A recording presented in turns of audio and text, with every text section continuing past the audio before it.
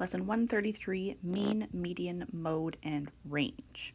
So for today's lesson, we are going to look at 4 different ways to measure or interpret data. Each of these 4 ways is calculated a little bit differently, and I'm going to show you how to do each one in just a minute. And each of these ways are used to look at a little bit of a different part of what the data means, and that'll make more sense as we go along. But first off, we have to know one term. The term is data set. So we already learned that data is another word for information or facts about a certain topic. We looked at how to collect data last time. So a data set is really just a term for a group of data. It is a set of data, a group of data. So for today's example, we are going to imagine that let's say it was math. Let's say you did a bunch of math quizzes and they were all out of 10 points. And this is how you did on your math quizzes. On the first one, you got 7 points. On the second one, you got 9 points. The next one, you got 7 points, etc., etc. So this is all your quiz scores for a certain math unit. What you're going to want to do with this data set or group of data is put it into numerical order. That's going to make it much easier for you to work with the data. So we've got 2 7s. We've got an 8, we have 3 9s, and we have a 10. So when you have a data set, always good to put it into numerical order, and that will make more sense when we get to a couple of the things that we're going to look at today. So let's start with calculating the mean. The mean is just the mathematical name for the average. We have done average before. And all you have to do to find the average of a set of numbers, or a data set in this case, is add them all up and then divide by the number of numbers you have, okay? Or you can think of it as add the things, divide by the number of things. So if you were to add all these numbers together, oops, I need a pen, not a highlighter. The sum is 59. If you go 7 plus 7 plus 8 plus 9 plus 9 plus 9 plus 10, you get 59. Okay, so that's the sum of your quiz scores. Then to find the average, all you have to do is divide by the number of quizzes. There were 7 quizzes in total, so you just do 59 divided by 7, goes in 8 times. Got to use our decimals here.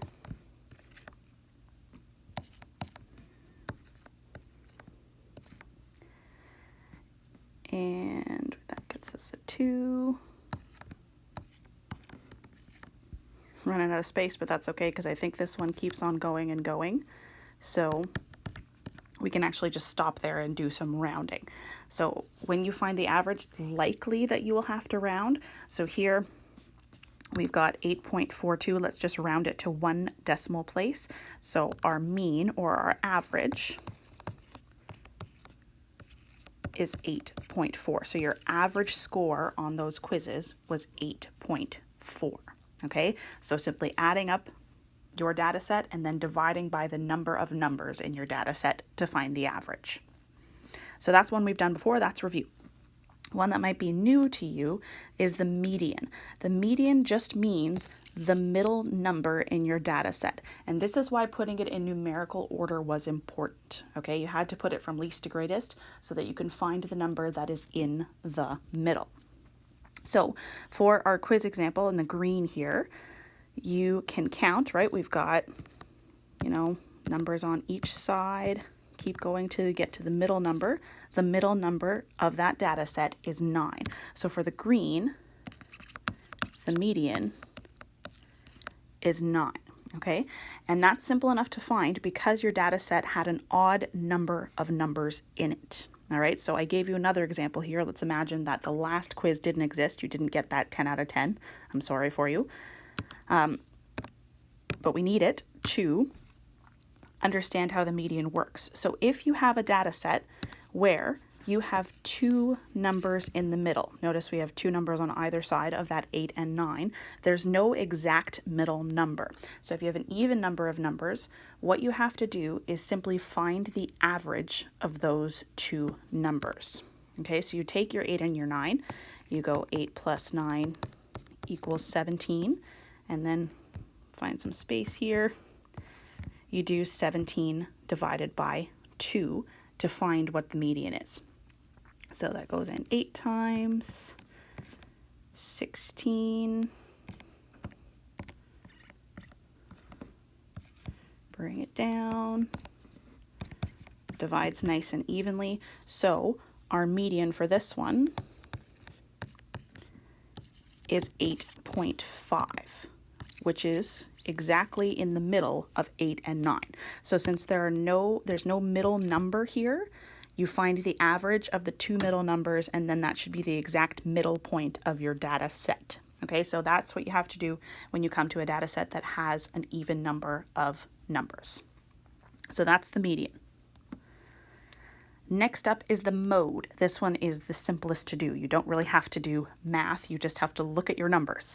The mode is the number or numbers that appear the most. Think mode most. Okay, so for the green set of data here, the number that appears the most is 9. Right? See, we've got 3 9s. So the mode of that one is 9. Okay, now you could come to a data set, let's look at the purple one here, where you have two numbers that appear the most. 7 appears twice and 9 appears twice. That means this set of data has two modes. Mode equals 7 and 9 because those both appear the most. You can also have a data set like this blue one down here where no number repeats itself. That just means that this data set does not have a mode. It doesn't have a number that appears the most. They all appear the same amount of times. So that one's just really finding the number that appears the most. That one's nice and simple. Then the last one we have to look at today is the range. The range is the difference between the greatest and least number in a set of data. And the word difference should give us a clue as to what we have to do. Difference in math means subtract. So really what we're trying to find is the distance between the smallest and the largest number. And if you remember back to our United States unit where we were doing stuff with weather, we actually worked with range there. And you'll remember that if a place had a large temperature range, it meant that the temperature was quite extreme, right? They got maybe really cold winters and really hot summers, whereas somebody or some place with a smaller temperature range, they kind of hovered around the same temperature all year. So if you remember that, we're doing the exact same thing, except this time we're doing with test scores instead of temperature. So all you have to do to find the range is take your largest number, which is 10, and subtract your smallest number, which is 7, which gets you a 3. So your range equals 3. All right, so 4 different ways to look at data. You're going to be practicing them today. They're going to be coming up again in some future lessons. So make sure that you're practicing them well. Also, please make sure that you are labeling your answers well. So when you get to, let's say, number 1, you had to find the mean, median, mode, and range. Make sure you write out mean equals, you could maybe do a shortening as long as it's clear because we've got 3 m's. Something like that, just to keep your work organized and you know exactly what numbers you have found for each of them. It'll be useful for you as you mark your work tomorrow. If you have any questions, let me know. I am happy to help. Please contact me.